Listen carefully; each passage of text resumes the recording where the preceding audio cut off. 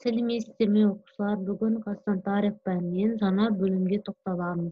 18 ғасырдағы қазақ хандығы. Ал сабақтың тақырыбы 18 ғасырдың басына дейінгі қазақ-орыс қарым-қатынастарының тарихы. Дәптерімізді ашып, бүгінгі сабақтың тақырыбын жазып алыңыздар. Зерттеу сұрағы: неліктен Ресей Қазақстанды Азияға шығудың кілті мен қақпасы деп санады? Сабақтың мақсаты қазақ хандығы мен Ресей арасындағы қарым-қатынастың өзіндік мақсаттарын талдау, қазақ хандығының сыртқы саясатын саралау. Өткен сабақтан сіздер не білесіздер? Жоңғар шапқыншылығына қарсы күресте көзге түскен хандар мен батырлар туралы.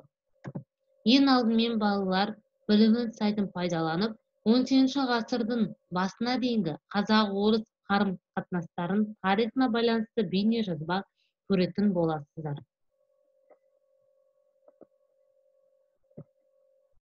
Кіші жүздің Ресейге қосылуының алдында қазақ-орыс қарым-қатынасы қандай болды? Бірінші Петр қандай жоспар құрды?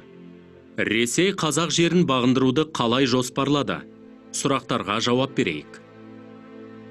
Кіші жүздің Ресейге қосылуының алдында қазақ-орыс қарым-қатынасы қандай болды? Қазақ-орыс қатынасының тарихы 16 ғасырдан басталады.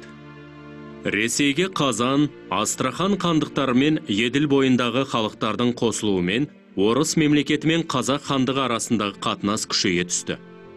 Негізінен бұл қатынастар дипломатиялық сауда жасау мақсатында жасалды. 16 ғасырда негізгі сауда байланысы саудагер Строгановтармен жасалған болатын. Ресей империясының мақсаты Орта Азия мен Үндістан арасындағы сауда қатынасы жолдарының қауіпсіздігін күшейтіп, шығыс елдерімен байланысты орнату болды. Бұл қазақ даласы арқылы Азия елдеріне жол ашуға мүмкіндік берді. 17 ғасырдағы сыртқы жағдайға байланысты қазақ хандығы жоңғарлармен және Орта Азиялық хандықтармен күресте Ресеймен одақтас болуды ойластырды. 1687 жылы Тәуке хан Тобылға Тәшім батырдың басшылығымен қазақ елшілігін жіберді. Ал Қайып пен Әбілқайыр хан Ресей империясымен сауда, экономикалық және саяси байланыстар орнату үшін Уфа, Қазан, Тобылға өз елшілерін аттандырды. Ресей дипломатиясы қазақ-орыс қатынастарының жандануына қолайлы жағдай жасады.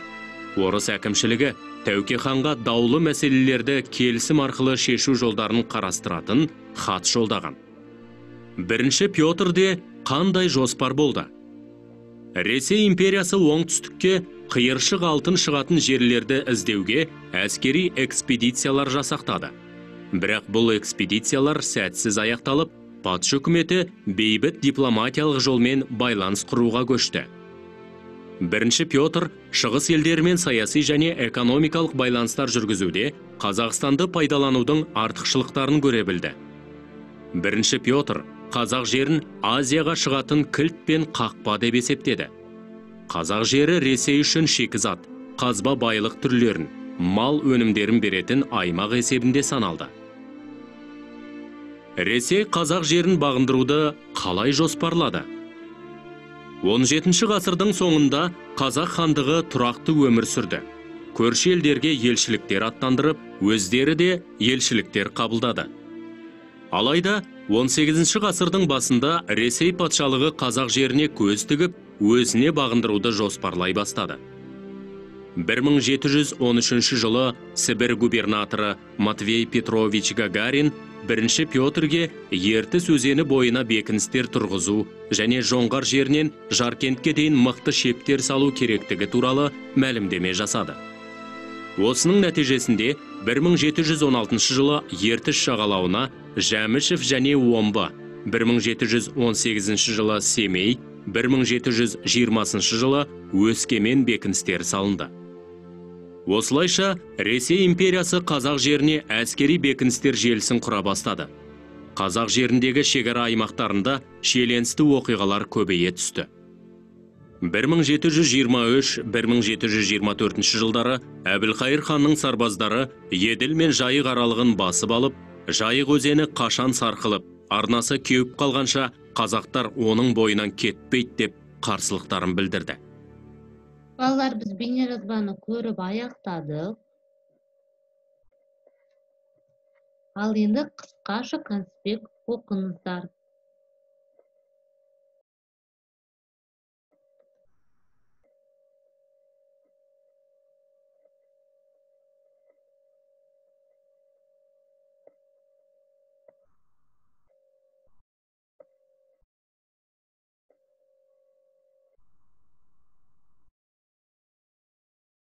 Окуучулар, кыскаша конспектти окуп аяктасак, тапсырма орундайык. Биринчи тапсырма: акпаратты окуп, акыйкат немесе жалган экенин аныктаңыздар.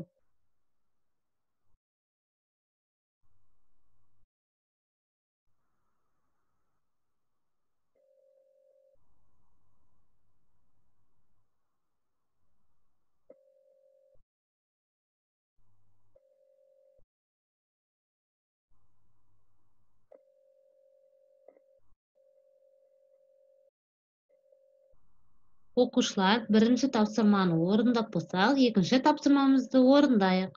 Экинчи тапсырма балдар тест. Силерге осунда 5 сурак берилген.